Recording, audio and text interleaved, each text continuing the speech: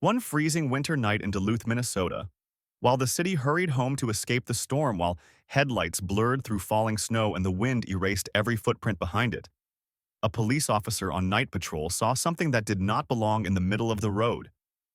A tiny German Shepherd puppy so thin, his ribs pressed through his wet fur, so tired his legs shook with every step, dragging a torn sack bigger than his own body across the frozen street. People passed him.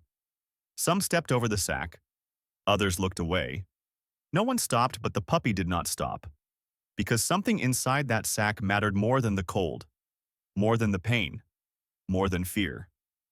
And when the officer finally knelt down and opened that sack, what he discovered would change his life and teach him what real loyalty looks like. Before the story continues, tell me in the comments where you are watching from today, and stay with me, because this is not just a rescue. This is a story about love, faith, and a heart that refused to walk away.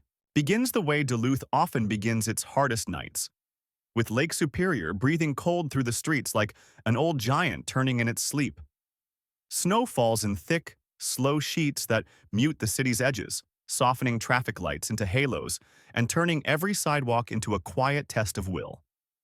The wind is sharp enough to make eyelashes sting, and the air tastes faintly of iron and pine, like the whole town has been wrapped in a freezer and forgotten. It is a Tuesday just after midnight, and the kind of winter weather that makes good people hurry and bad people disappear. Officer Silas Mercer is on patrol, alone in a marked cruiser that hums with the steady heat of the engine and the low, familiar crackle of the radio. Silas is 39, tall and broad-shouldered, built like a man who once played a sport and never truly stopped training, even when life traded jerseys for duty belts. His face is rugged in the quiet way. Strong jaw, a straight nose that looks like it has met a fist at least once, and a faint line near his left eyebrow that he never talks about. His eyes are gray-blue and watchful, the kind that look through fog and excuses alike. People in town say he doesn't smile much, but that isn't exactly true. He smiles rarely, like a match struck only when necessary. The truth is that Silas learned a long time ago that kindness without boundaries can get you hurt, and boundaries without kindness can turn you into a machine. He lives in the narrow space between those two truths, trying to do his job without letting the job swallow what's human inside him. Years ago, a bridge accident stole a child's life before Silas could arrive, and though no one blamed him, he has carried that too late like a stone in his pocket ever since. It made him efficient. It made him disciplined. It also made him cautious with hope, because hope is the thing that can break you twice. Tonight's call was nothing heroic, just noise at a bar near the edge of Canal Park, a couple arguing loudly enough to draw stares, a few drunk compliments thrown at Silas as he walked them out into the snow. He handled it the way he handles most things: calm voice, firm posture, no extra drama. His uniform is winter-weight navy, layered under a thick black coat with reflective patches, gloves tucked in a pocket because he hates the feeling of fabric when he needs precision. As he steps out of the bar's light into the wind, the cold hits like a slap, and he exhales a brief curse that evaporates instantly. He crosses the lot toward his cruiser, boots crunching in salted slush, already thinking about the next report he'll have to type and the coffee he promised himself he wouldn't drink after midnight. That's when he sees movement that doesn't fit the night's rhythm. At first, it looks like a scrap of trash caught in wind, something dark dragging across the white. Then it shifts under a street lamp, and the trash becomes a small body. A puppy. Not a mutt with random markings, but unmistakably a German Shepherd. Black and tan coat dulled by wet snow. Ears not fully upright yet, still soft with youth. 3 months old, maybe. Too young to be out in this weather, too thin to have any business surviving it. The puppy's legs tremble as it moves, the front right paw favoring the ground like every step hurts, and its ribs show faintly under soaked fur. But what makes Silas stop isn't the limping or the size. It's what the puppy is pulling. A burlap sack trails behind it, frayed and stained, long enough to drag in 2 crooked lines across the slush. The puppy grips the sack's knotted cord in its teeth and drags it with the stubborn determination of a tiny mule hauling a wagon. The sack is at least twice the puppy's size. It bumps over gravel and frozen ridges, catching and scraping, and yet the puppy does not let go. It is not the frantic movement of an animal looking for food. It is purposeful, desperate, and strangely steady, as if the puppy has decided there is one thing in the world it must do, and quitting is not an option. Silas stands there, the wind tugging at his coat, and watches people pass. A man in a gray parka with earbuds and glances once, and keeps walking, lifting his feet higher to avoid the sack like it's an inconvenience. A young woman with a grocery bag shifts to the side, eyes forward, shoulders tightened as though looking too long might make her responsible. A delivery driver in a reflective vest actually steps over the trailing burlap with a careless hop and never breaks stride. Duluth is full of kind people, but winter teaches everyone the same lesson: conserve warmth, conserve time, conserve attention, because there's always something else to endure. Silas has lived by that lesson too, more than he likes to admit. He tells himself there are limits to what one person can fix. He tells himself that rescuing every suffering thing would break his heart into unusable pieces. He tells himself he's a police officer, not an animal control officer, not a veterinarian, not a saint. The puppy drags the sack past the edge of the lot toward the street, head low, paws slipping. It pauses once, panting, then pulls again. Under the street lamp, the sack twists, and a rip near the side opens wider for a second. Silas catches a glimpse of something pale. A paw. Small, limp, too still. The sight hits him like that bridge did years ago, like the sick, instant knowledge of what too late feels like. His stomach tightens. He takes one step forward without thinking, then another. The radio crackles with a dispatcher's voice, and Silas doesn't answer immediately. Because for a moment the world narrows to that puppy, and the dragged sack, and the silent question hanging in the snow. How many people can walk past one living thing trying this hard to save another? The puppy sees Silas moving. It does not bark, it does not bolt. It just stands there in the gutter, chest heaving, eyes wide and fierce. Those eyes are the startling part. Dark, intelligent, raw with need. Not the soft, pleading gaze of a pet begging for treats, but the glare of a survivor demanding a chance. Silas is close enough now to see the puppy's muzzle rubbed raw, where the cord has been held too long, a thin line of pink against black fur. Close enough to notice ice crystals clinging to whiskers. Close enough to see how the puppy's body shakes, not from fear, but from exhaustion and cold. Silas lowers his posture slowly, letting his knees bend, keeping his hands visible. Years of training tell him that sudden movement spooks frightened beings, and that frightened beings, human or animal, do unpredictable things. He speaks gently, voice pitched low to cut through wind. "Hey, buddy, easy, you're okay." The puppy's ears flick, indecisive, still half puppy soft and half trying to be brave. It takes a half step back, as if history has taught it that approaching humans can hurt. But it does not release the sack. That refusal is what breaks Silas's last excuse. The puppy is not asking to be saved. The puppy is asking Silas to save what's in the sack. Silas's breath comes out in a visible cloud. He realizes he is not wearing his gloves. He should put them on. He should call animal control. He should do this properly. Instead, he reaches into his coat, pulls out his heavy knit cap, and in one motion he slides it off and tucks it under his arm like a man preparing to kneel in a church he doesn't attend but still respects. The puppy's legs wobble. It tries to brace, tries to be strong, tries to stay upright for whatever mission it has sworn itself to. Then the front paw slips on wet grit and the puppy's whole body drops. The sack thumps on the slush with a soft, ugly sound. The puppy collapses beside it, still clamping the cord between its teeth as its head sinks toward the ground. Silas closes the distance in 2 strides and drops to one knee in the snow, his coat soaking at the hem, his bare hand hovering just above the puppy's shoulder. He can feel the moment balancing on a knife's edge. One wrong move, and the puppy might snap, might run, might give up. He whispers again, not as an officer issuing commands, but as a man offering himself as proof that not everyone walks past. "I'm here, I see you." And in the brief hush between gusts, under the amber streetlight, Silas makes the only decision he can live with. He leans closer, ready to lift a trembling puppy and the burden it refuses to abandon. And he chooses, finally, to stop being part of the crowd that steps over suffering. He chooses to be the one who kneels. The wind off Lake Superior followed Silas Mercer as he lifted the puppy from the slush.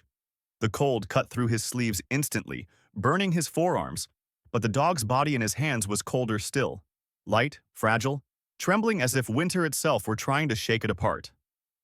Silas tucked the pup against his chest, wrapping his open coat around the small, shivering frame, then reached for the burlap sack. The knot was slick with ice and grime, and the fabric felt heavy, not only with whatever lay inside, but with the gravity of whatever story had driven this tiny creature to haul it across the city. The puppy let out a faint, breathless sound when Silas's fingers closed around the cord. Not a growl, not a bark, just a low vibration of protest, like the smallest possible warning. Silas paused, meeting the pup's eyes again. "I'm not taking it away from you," he murmured. "I'm taking you both somewhere warm." The puppy's jaw loosened at last, and the cord slid free. Its head dropped against Silas's arm, exhausted beyond resistance. Silas rose from the street, snow soaking into his knees, and carried both burdens toward his cruiser. The city kept moving around him, cars passing, headlights flaring in the snowfall, the glow of a late-night diner on the corner. But for Silas, the world had narrowed to the weight of the living in his arms. He opened the back door of the patrol car, laid the puppy on his coat across the seat, and slid the sack onto the floorboards beside him, tucking it close enough that the pup could still see it. The puppy's eyes flicked toward the burlap, then back to Silas, and for the first time something like trust settled between them. Thin and trembling, but real. As Silas pulled the door shut, the radio crackled. "Mercer, you clear?" Dispatcher's voice, clipped, routine. Silas hesitated half a second, staring through the glass at the dog's fogging breath. "Yeah," he said finally, "just handling something."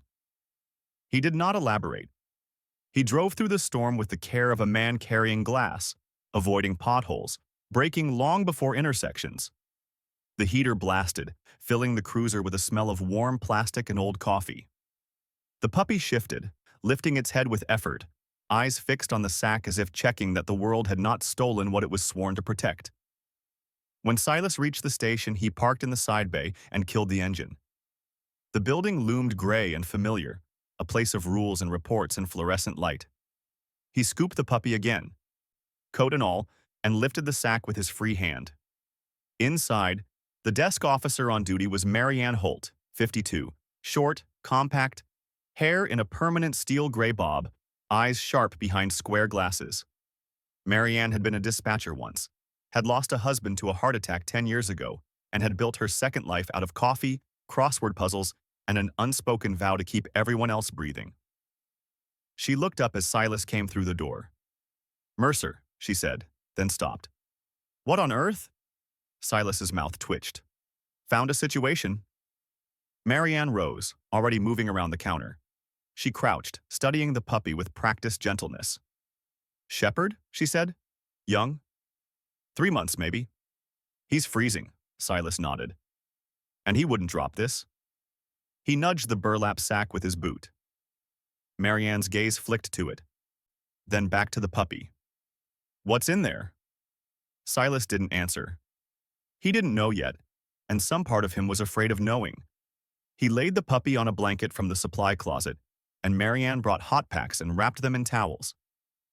The puppy whimpered once, a thin sound that twisted something deep in Silas's chest.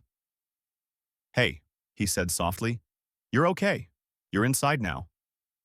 He reached for the sack. The knot was crusted with ice, the cord stiff.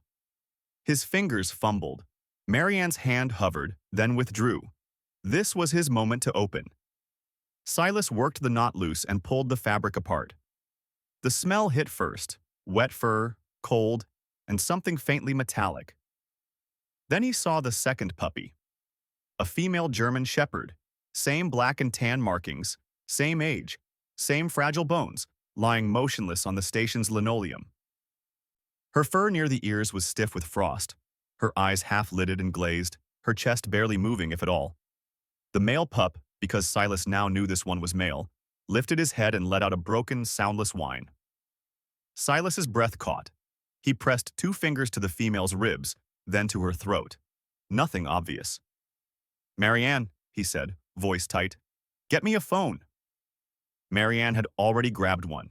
They called the only emergency veterinary clinic open through the storm, a small place near the edge of town run by Dr. Marlo Haynes. 47, tall, slender, hair always tied back. The kind of woman who spoke gently, even when her hands were moving at lightning speed.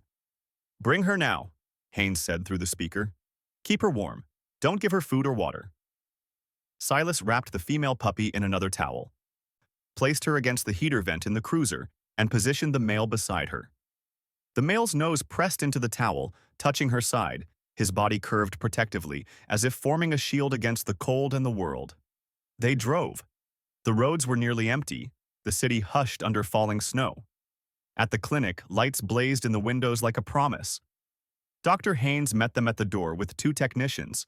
Evan Price, 26, lean, earnest, his freckles stark against pale skin, and Lena Soto, 32, short, dark-haired, eyes calm, a former shelter volunteer who had seen too much and kept going anyway. They moved as one, carrying the female to the steel table, slipping the male onto a blanket on the floor beside it. "Hypothermic," Haynes said. "Severe. Get heat pads. Oxygen. Now!" The room became a choreography of motion. Hands, towels, tubes. Silas stood near the door, his coat dripping onto the tiles, watching the male puppy try to rise. The pup made it halfway up, legs folding beneath him, then clawed forward inch by inch, nails scraping the floor. He pressed his head against Silas's knee, not begging, not fearful, just demanding proximity to the one who could change what was happening. "Easy, kid," Silas whispered, kneeling. "They've got her." The male's eyes never left the table. As the technicians worked, Silas noticed something inside the sack, a small plastic bag taped to the seam. He pulled it free. Inside was a folded scrap of paper, ink smeared by moisture. He unfolded it with care. The words were short, blunt, and cold. "Can't feed them. Too many mouths. Not worth keeping." Silas stared at the sentence until it felt like it might burn through his gloves. He looked at the female puppy on the table, her ribs sharp under skin, her life flickering, and then at the male on the floor who had dragged her through snow and indifference to reach this place. The note fell from his fingers. Outside, the wind howled against the windows. Inside, the clinic hummed with the fragile machinery of hope. Dr. Haynes glanced up. "We're doing everything we can," she said. Silas nodded once. He settled on the floor beside the male puppy, close enough that their shoulders touched, and for the first time since the bridge years ago, he let himself believe he had arrived before it was too late. The storm did not loosen its grip on Duluth. Snow continued to fall in heavy, silent sheets, pressing against the clinic windows as if the night itself were holding its breath. Inside, warmth battled the cold in small, measured victories. Heat pads, blankets, the steady glow of monitors, the soft hiss of oxygen flowing through narrow tubes.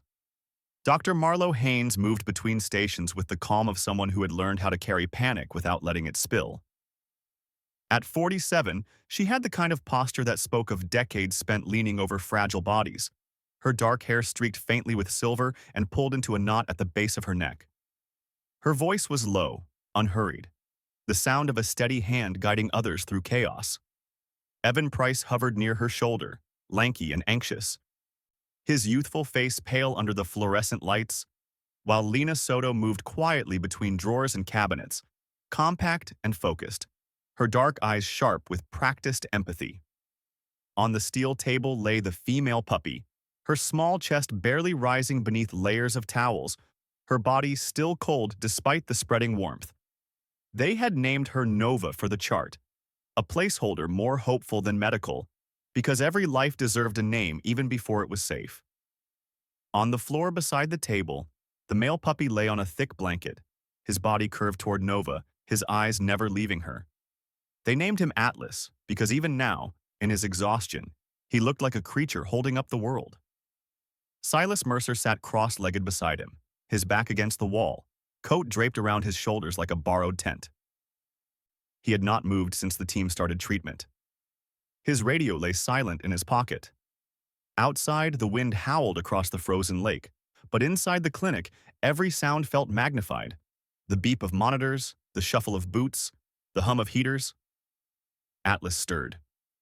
He pushed his nose closer to the table, the tip brushing the edge of Nova's towel. His breathing was shallow, fast, but steady. Silas placed 2 fingers against Atlas's ribs, feeling the fragile rhythm of life beneath fur and bone. "You're doing good, kid," he whispered, though he had no idea if the words were meant for the dog or himself. Dr. Haynes approached him quietly. "She's hypothermic, dehydrated, and severely malnourished," she said. "But there's warmth in her abdomen. That's a good sign. It means she hasn't been gone long." Silas nodded.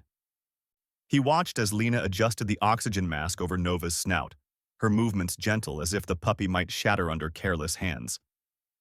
Evan inserted a tiny IV, his brow furrowed in concentration. Time stretched. The storm outside roared. Hours passed in fragments of motion and waiting. At one point, Nova's heart rate dipped, the monitor emitting a low, urgent tone that tightened every muscle in the room. Dr. Haynes leaned in, fingers flying, voice calm but sharp. "Heat up those pads, increase oxygen." Atlas lifted his head at the sound, tried to stand, then collapsed again, legs folding beneath him.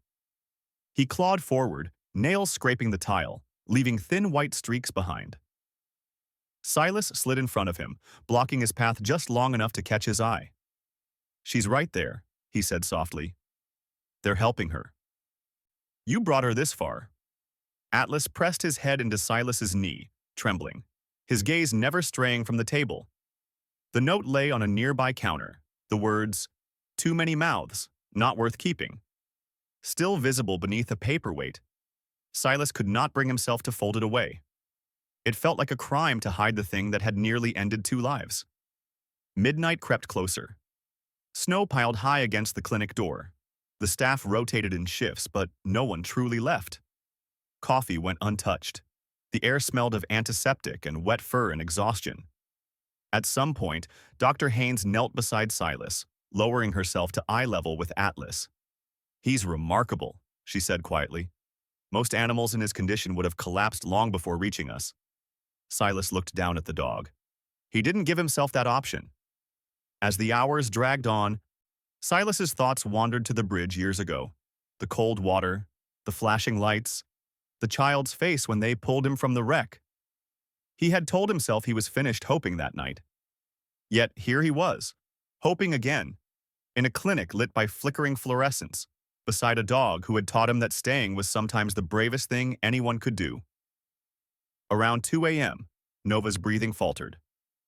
The monitor dipped into a flat, terrible line before bouncing weakly back. Evan swore under his breath. Lena tightened the oxygen seal. Dr. Haynes pressed 2 fingers to Nova's chest, then nodded once. "She's still with us." Atlas lifted his head at the shift in the room's energy.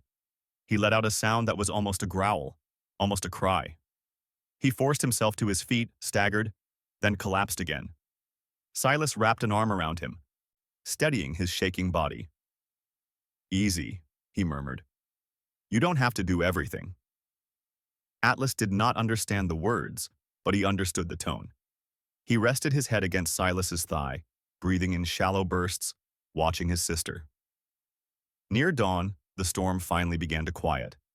Snow fell softer, slower, as if the night were growing tired. Inside the clinic, Nova's temperature climbed fraction by fraction. Her heartbeat strengthened from a fragile flutter to a weak but steady rhythm. Dr. Haynes allowed herself a long breath. "She's not out of the woods," she said, "but she's fighting." Silas felt something loosen in his chest that he hadn't realized he'd been holding. He stroked Atlas's head gently, careful of the raw skin on his muzzle where the sax cord had rubbed him bloody. "You hear that?" he whispered. "She's fighting." Atlas's ears twitched. His tail gave a single, tentative thump against the floor. Outside, the first hint of pale morning light crept over the snowbound streets of Duluth. The longest night was not over, but for the first time since Silas had seen that small figure dragging a sack through the storm, hope had a place to stand. Dawn did not arrive with celebration. It crept into Duluth like a fragile apology, pale and thin across the snow, barely strong enough to soften the edges of the night. The storm had not vanished, only tired. Wind still whispered against the clinic windows, and frost clung stubbornly to the frames, but the sky had lightened to the faint color of ash and pearl. Inside, the clinic remained locked in quiet motion, a small island of warmth surrounded by winter's endless white. Silas Mercer had not slept. He sat with his back against the wall near Nova's treatment table, boots unlaced, coat draped loosely around his shoulders. At some point during the night, his hair had fallen out of its careful order, and the faint scar near his eyebrow looked darker against skin pale with exhaustion. Yet his eyes stayed fixed on the steel table where Nova lay bundled in towels, her small body rising and falling in shallow, stubborn breaths. Dr. Marlowe Haynes moved through the room with the deliberate pace of someone measuring hope by the second. At 47, she carried her fatigue the way some people carry jewelry, visible, but never allowed to weigh her down. Her dark hair, threaded with early silver, had slipped loose from its knot, and faint lines framed her eyes, carved there by years of witnessing lives teeter on the edge. Evan Price stood near the IV station, shoulders slumped, freckles stark against his pale skin, his youthful confidence replaced by quiet vigilance. Lena Soto leaned against a counter organizing syringes and saline bags, her movements slow but precise. The steady presence of someone who had learned that control is a form of kindness. Nova's chart lay open. Temperature, climbing, but still low. Heart rate, weak, but stable. Oxygen, steady. Nothing was certain. Everything was possible. On the floor, Atlas remained pressed against Nova's table, his body forming a small, trembling barrier between her and the world. His black and tan fur was stiff with dried snow and clotted blood near his muzzle where the burlap cord had cut him. His eyes, however, were bright, fixed, and unblinking. He had not slept. Every time Nova's breathing shifted, Atlas's ears twitched. Every time the monitor chirped, his muscles tightened. Silas lowered himself from the wall and crouched beside Atlas, resting his hand on the dog's shoulder. "You're still standing," he murmured. "I'm impressed." Atlas did not look at him. He did not need to. His entire existence at that moment was defined by the fragile shape on the table above him. At 7:18 a.m., Nova's chest hitched. The sound was small, barely louder than the crackle of the heater, but it sliced through the room like glass. Dr. Haynes's head snapped up. Evan's hand froze mid-reach. Lena moved first, stepping to the table, adjusting the oxygen flow. Silas rose, heart hammering. Nova's breath stuttered, then stopped. The monitor dipped, its rhythm flattening into a thin, merciless line. "Now," Dr. Haynes said, already moving. "Heat pads. Increase oxygen. Lena, suction." Atlas lunged. His legs betrayed him. He collapsed, scrambled, claws skidding against tile, leaving pale streaks as he dragged himself forward, inch by desperate inch.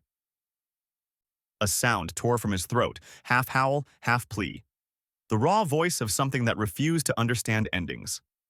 Silas stepped in front of him, kneeling, placing both hands on Atlas's shoulders. "Easy," he whispered. "We've got her. We've got her." Atlas did not believe him. He pressed his head into Silas's chest with all the strength his shaking body could muster, demanding the impossible, that the world remain whole. Dr. Haynes worked with focused urgency, 2 fingers on Nova's chest, eyes on the monitor. "She's still here," she said after a breathless second. "Come on, girl." Nova's chest rose again. Weak, shallow. But there. The monitor flickered back to life. No one spoke for several seconds. The room seemed afraid to acknowledge the moment in case it disappeared. Silas exhaled. Realizing his lungs had been locked in place, he lowered his forehead against Atlas's, feeling the warmth of the dog's breath, the tremor of his body. "She's fighting," he whispered. "Just like you." Atlas's ears quivered. His tail moved once, then again. Morning continued its slow arrival.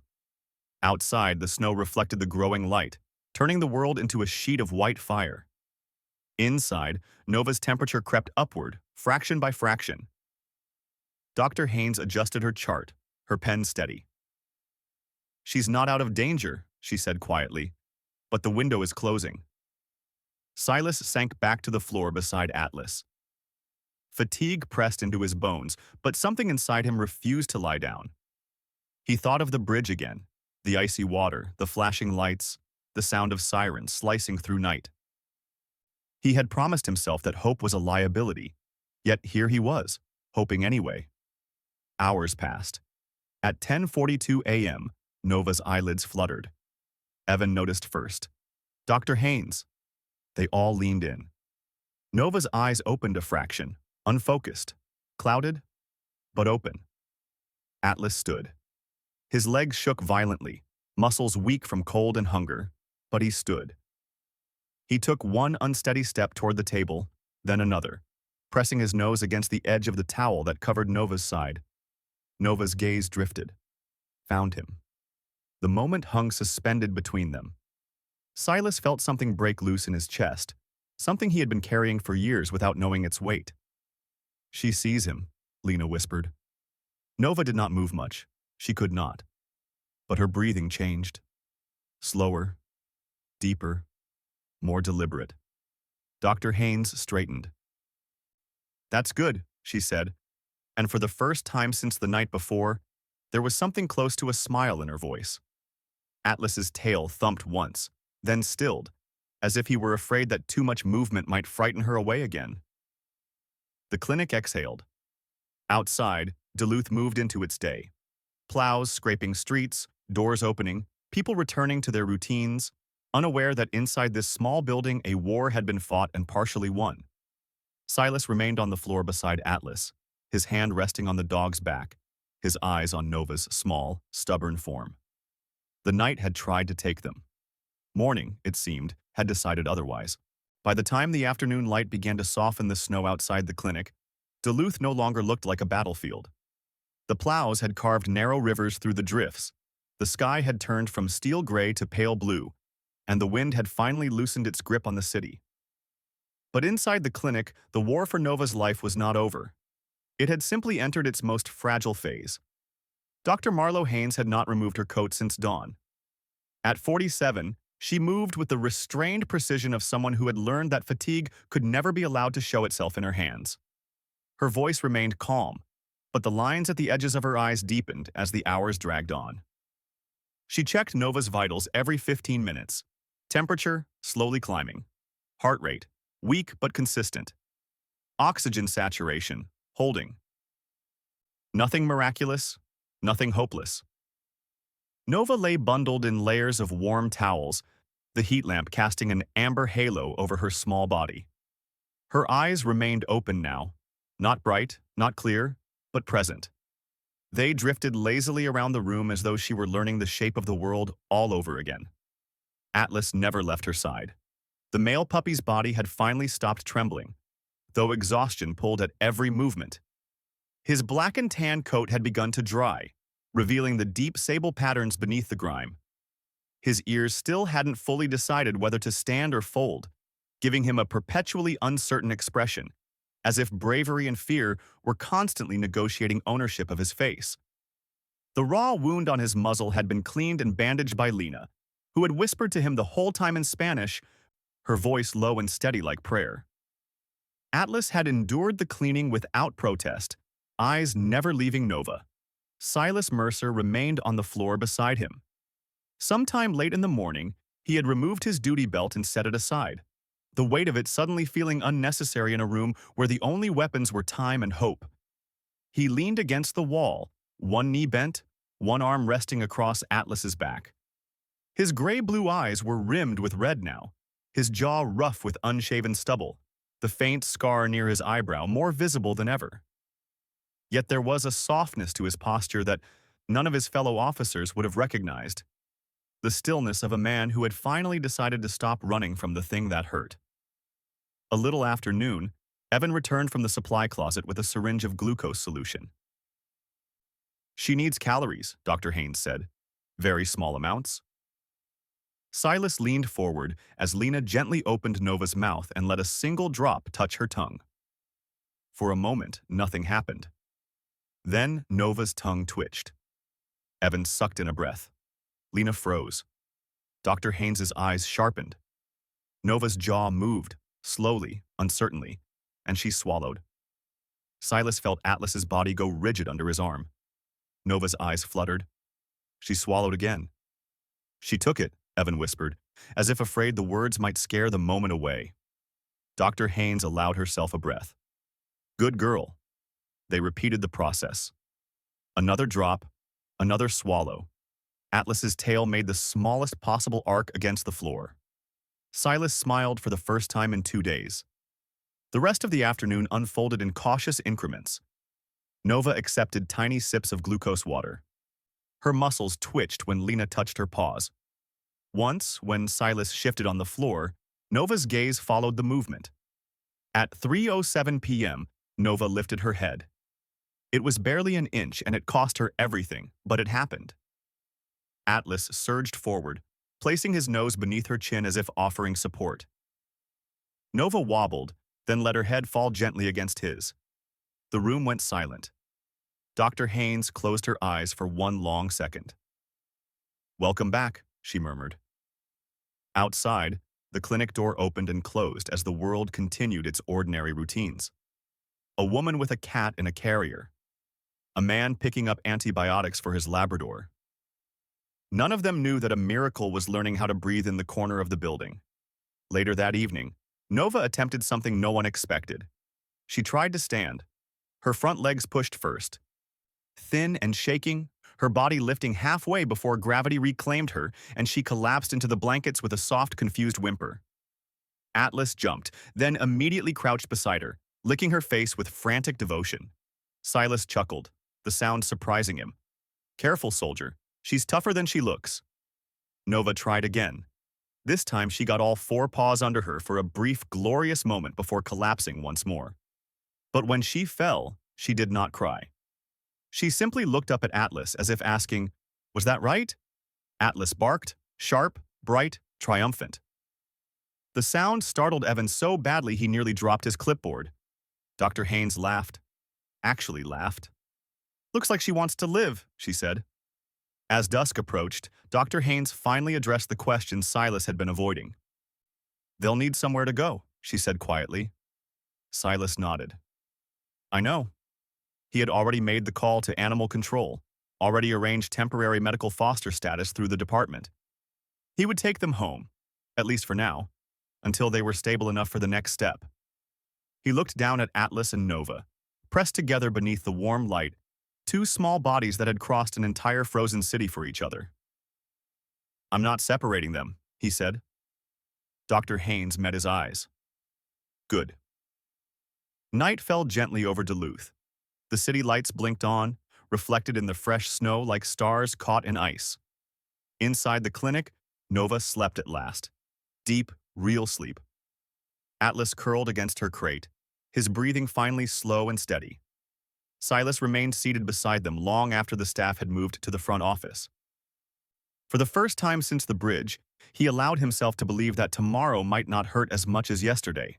Morning arrived in Duluth the way forgiveness sometimes does. Quietly, without ceremony, almost afraid to disturb what had survived the night. The storm had passed.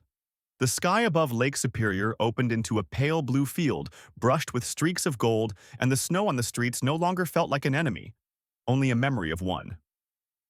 Inside the clinic, Nova slept deeply, her small chest rising and falling in steady rhythm. Atlas lay curled at the side of her crate, chin resting on the metal edge, ears finally relaxed, his whole body unwound from the long vigil he had kept for days.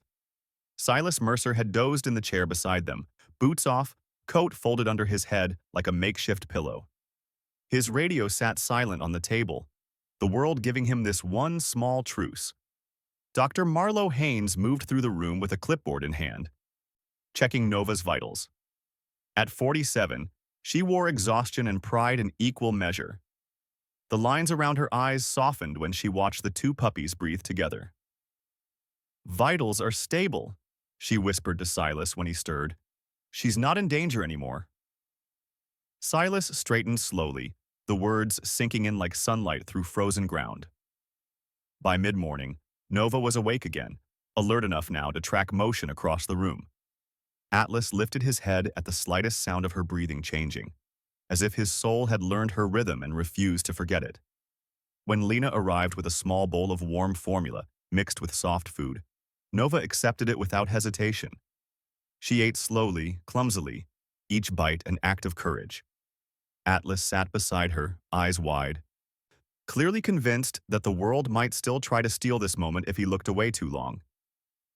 Silas handled the paperwork quietly. Emergency medical foster, temporary protective custody, veterinary clearance for transport. It was the kind of bureaucracy that usually irritated him, but today he welcomed it. Each signature felt like a promise carved in ink. By noon, the sun had softened the snow outside the clinic. Dr. Haynes opened the back door to the small fenced lawn and let the winter air roll inside. It smelled different now, less sharp, more alive. Nova stood. No wobble this time. She stood, thin legs trembling, but standing all the same. Atlas rose instantly, barked once in bright disbelief, then ran a short, clumsy circle around her, skidding on the icy ground before racing back to her side. Nova took one step, then another. She tripped on the third and collapsed in a heap of fur and paws. Atlas skidded to a halt, crouched beside her, and nudged her shoulder gently with his nose as if to say, "Again." Silas laughed, a sound so unexpected that it startled him. It had been a long time since laughter had come without effort. They spent the afternoon like that. Nova walking, falling, standing again. Atlas orbiting her in protective devotion. Dr. Haynes and the staff watching from the door with quiet smiles. 3 days later, the world looked entirely different. The snow was melting in slow silver streams along the edges of the sidewalk. Patches of earth peeked through, dark and wet and waiting for spring. Nova's strength had returned enough that she could run. Not fast, not far, but with the wild joy of something discovering life for the first time. Atlas ran beside her, always glancing back to make sure she was keeping up, slowing when she slowed, letting her catch him on purpose. Silas stood at the clinic fence and watched them run. He did not cry during the rescue. He did not cry during the night Nova nearly died. He did not cry when she took her first breath again. But watching them run, alive, free, unbroken, something inside him finally let go. Later that morning, they came, a family from Brainerd. The father, Mark, tall and soft-spoken. The mother, Elise, with tired eyes and a smile that carried patience like a skill. 2 children, Emma, 9, with a crescent-shaped birthmark on her cheek, and Noah, 11, his right arm in a sling from a skateboard fall, trying very hard to look braver than he felt. They didn't come looking for a puppy. They came looking for them. "We saw the post," Mark said quietly, "and the video. We just knew." Nova walked straight to Emma and pressed her nose into the girl's knee. Emma knelt and laughed. Atlas followed and leaned his entire body into Mark's chest like he had always belonged there. Silas watched the moment stretch between them. The fragile handoff of 2 lives that had been carried across a frozen city by nothing but love. He signed the papers slowly. When it was time to go, the kids insisted on sitting in the back seat with the puppies, holding the leashes like sacred threads. Atlas looked back at Silas once from the open door. He did not bark. He did not whine. He simply looked. Silas nodded. The SUV rolled away, tires crunching over melting snow, carrying 2 small hearts into a world that would finally be kinder to them. Silas remained at the curb long after the taillights vanished. Near the clinic gate, a torn scrap of the old burlap sack fluttered in the wind like a forgotten flag. He left it there. Some people think dogs need us, but Atlas did not drag that sack through the storm because he needed saving. He did it because Nova did. He believed that somewhere in the cold and noise of the world, someone would care. And he was right. Sometimes God does not send a miracle with thunder or light. Sometimes he sends it with a small wounded puppy in the snow and a heart brave enough to stop. Atlas did not know the road. He did not know the future, but he believed that somewhere in the cold world someone would care. And because he believed Nova lived. That is how God often works in our lives. Not by removing the storm, but by sending someone to walk with us through it. Every day around us, there are small moments asking for courage. A stranger who needs help, an animal that needs kindness, a person whose pain is quiet. When we choose to stop, when we choose love instead of passing by, we become the miracle God is sending. If this story touched your heart, please share it with someone who needs hope today. Leave a comment and tell us what this story meant to you. And subscribe to this channel for more stories of faith, love, and second chances. May God bless you. May He protect your family, and may He send light into every storm you're facing. If you believe in miracles, type Amen in the comments.